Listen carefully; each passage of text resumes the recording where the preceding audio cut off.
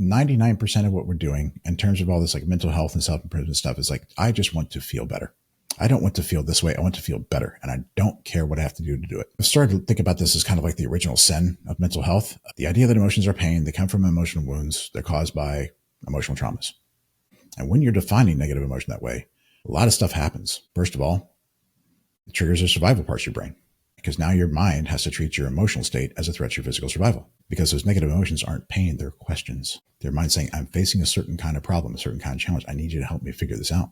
And once you make that shift from pain to questions, interesting thing happens. Number one, you don't have to fix yourself anymore because you're not the problem.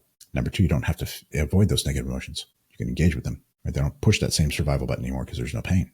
They're just questions, right? They're just problems you're facing, which means that every negative thing you feel is actually a good thing because it's helping you get what you want faster in the world. And last but not least, if emotions are no longer pain, they don't come from wounds, right? Which means there's nothing to heal. So you're done healing. Like that's done. Don't even worry about that. And trauma takes on a very different thing, right? Because if there's no wounds, it's not caused by trauma, right? The problem with the idea of trauma is it means that other people control what you feel. Other people make you feel things, which means you're not even sovereign over the stuff that happens in your head, right? You're perpetually a victim forever. Right? Yeah. And if every trauma causes a new wound, you got to heal every wound individually until you're done. Of course, that's a lifelong journey, which means you're never healed, which means you're always broken just by the nature of thinking about emotions as pain in that way, right?